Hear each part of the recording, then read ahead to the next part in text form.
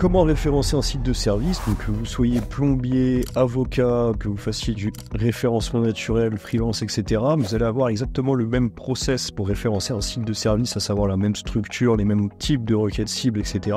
Et dans cette vidéo, je vais tout vous présenter à la suite d'un podcast avec Paul Grandjean, sur lequel on a passé un petit peu de temps à analyser un petit peu différentes structures de sites de service. Et puis si vous le connaissez, vous savez qu'il est très bien référencé sur des requêtes services comme freelance SEO, agence SEO.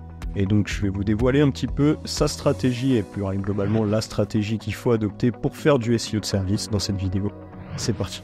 Donc dans cette vidéo, on verra déjà quels sont les objectifs lorsqu'on fait du service en SEO. On verra bien sûr quelles sont les requêtes cibles, les types de requêtes cibles qu'on va aller chercher en transactionnel. On verra un petit peu comment optimiser votre fiche Google My Business. On verra comment faire des bonnes pages annuaires, des pages services ou pourquoi pas un petit peu d'informationnel sur du blog. On comprendra comment mettre en place une bonne stratégie de netlinking sur des sites de service. Et à la fin de cette vidéo, je vais vous présenter un exemple, une étude de cas détaillée d'un très gros site de service que vraiment en partage d'écran, je vais tout vous expliquer ce qui concrètement a été mis en place pour leur référencement naturel.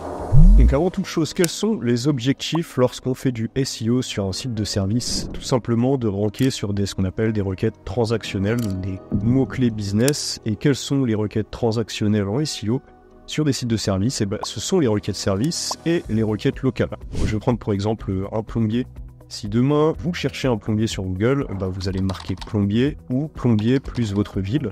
Et donc, il est très important de vous référencer sur vos localités lorsque vous faites du service. Il va être également bien important de venir, on va dire, siloiser vos services. Parce que lorsque, par exemple, on est plombier, on peut proposer plein de choses. On peut proposer du débouchage, on peut proposer de la canalisation. Vous comprenez qu'il y a énormément de requêtes cibles, services qu'on peut venir travailler. Il faut toutes les définir. Et ensuite, venir arborer ces requêtes cibles de service avec vos localités. Alors, si vous faites du service et du SEO, moi je vous recommande quand même de travailler sur une zone de chalandise plutôt large.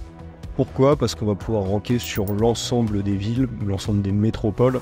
Et donc ça serait bête de s'en priver. Par exemple, si vous êtes un plombier à Lille, pourquoi pas venir même ranker dans l'ensemble des villes de France et faire de l'apport d'affaires avec d'autres plombiers, ou alors développer votre activité à travers différentes villes. Comment on va justement aller prioriser un petit peu notre stratégie justement de requête cible transactionnelle? On va vous conseiller d'utiliser tout simplement une fonction concat sur Google Sheet avec toutes vos long trains, donc tous vos services, suivi de toutes vos long trains qui seront liées aux villes, par exemple. Pourquoi pas me rajouter d'autres choses, des adjectifs, etc.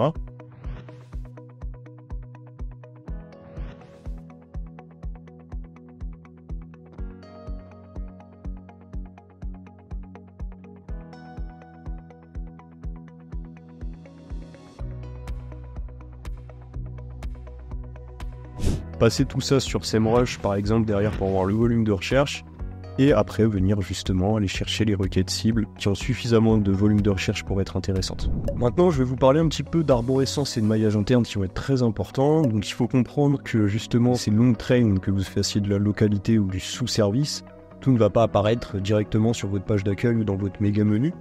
Toutefois, il va falloir quand même créer du bon maillage interne pour que les pages s'indexent, et donc il va falloir réfléchir un petit peu à une structure, à des silos sémantiques qui seront basés sur 3 niveaux, donc les pages mères, les pages sœurs et les pages filles. Et donc chaque structure UX de page, il va falloir bien définir votre maillage interne. De toute façon, à la fin de la vidéo, je vais vous présenter en partage d'écran des modèles de pages UX qui fonctionnent très bien en service, donc ça sera beaucoup plus clair. Mais globalement, il faut absolument que les pages mères envoient des liens vers les pages filles, et que les pages sœurs entre elles, donc les pages filles entre elles, qui sont des pages sœurs entre elles, et qu'elles puissent linker entre elles. Voilà, j'espère que c'est plutôt clair. De toute façon, on va voir ça concrètement à la fin de la vidéo en partage d'écran. Bien définir votre sitemap XML, le sitemap HTML, bien travailler le maillage interne des différents modèles de pages que vous avez. Et bien sûr, venir optimiser la structure de votre méga menu pour faciliter au maximum le crawl, c'est très important. Maintenant, on va voir comment bien structurer des pages services. Donc, on va avoir 3 modèles de pages qui vont être importantes pour faire du SEO service. La première page qui va être importante forcément, ça sera votre page d'accueil qu'il va falloir bien optimiser.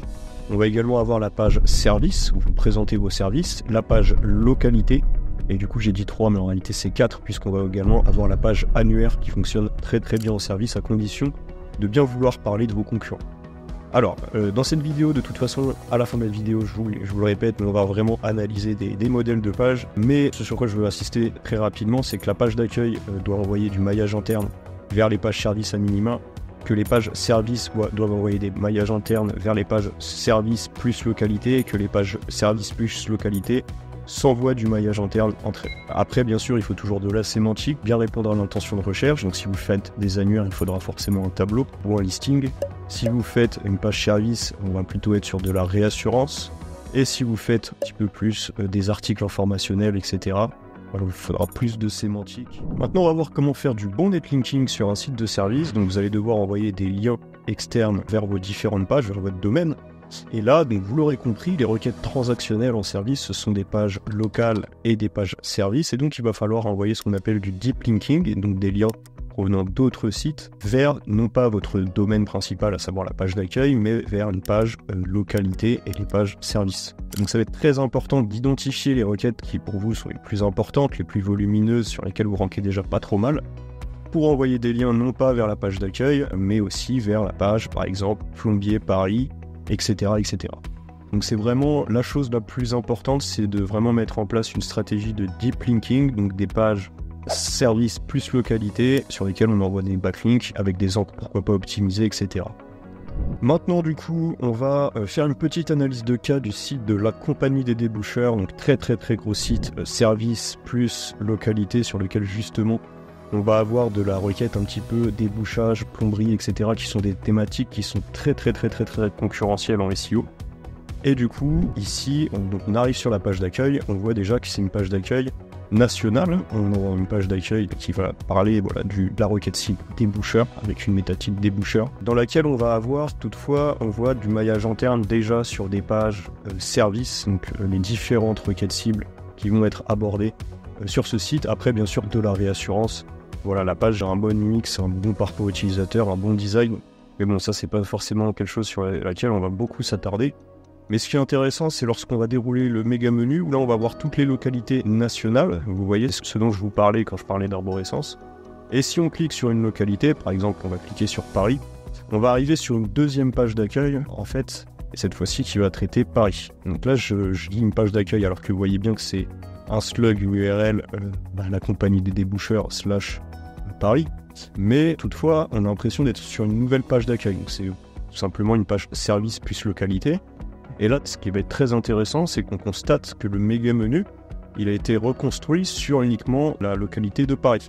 Donc en fait, on a un site qui a été siloisé, c'est-à-dire que lorsqu'on arrive sur déboucheur Paris, on a l'impression qu'on est sur un site où on n'a que du débouchage à Paris. Donc on n'a plus de liens qui envoient vers d'autres métropoles que Paris. Vous voyez, il n'y a plus Marseille, il n'y a plus Toulouse, etc. On va avoir par contre les arrondissements de Paris, du premier tous les arrondissements de Paris, et on va avoir les localités autour de Paris. Et en fait, si vous vous baladez sur le site de la compagnie des déboucheurs, tant que vous restez dans le silo, par exemple à Paris, vous cliquez sur Cergy-Pontoise, vous allez avoir le même méga menu. Mais si vous repartez sur la page d'accueil principale nationale et vous cliquez sur Marseille, vous allez avoir les arrondissements de Marseille et vous allez avoir les villes autour de Marseille. Donc ça permet vraiment de bien optimiser tout simplement le netlinking, la dilution du PageRank. Donc c'est très intéressant, c'est pour ça que j'ai pris cette étude de cas. Et ensuite, on va avoir, vous voyez, sur chaque ville, tout simplement, du maillage interne vers les différents services sur ces différentes localités. Bon, après, je ne vais pas analyser tout en détail. Vous voyez une bonne page listing, une bonne page service, une bonne page locale. Je vous laisserai regarder. Simplement, voilà, on traite bien l'intention de recherche. Mais je voulais vraiment prendre le temps d'analyser ce site parce que, en termes de siloisation, il est vraiment très bien fait et je pense que du coup vous avez compris l'idée, ce qu'il faut faire concrètement, ce que Paul Vengeon fait, ce qu'on fait chez SEO Monkey, ce que font les plombiers, ce que font les différents annuaires, que ce soit du Airbnb, du Doctolib, etc. Donc voilà, j'espère que cette vidéo vous a plu. Si c'est le cas, vous pouvez nous laisser un commentaire, partager la vidéo ou laisser un like. Et puis je vous dis à la semaine prochaine pour une nouvelle vidéo.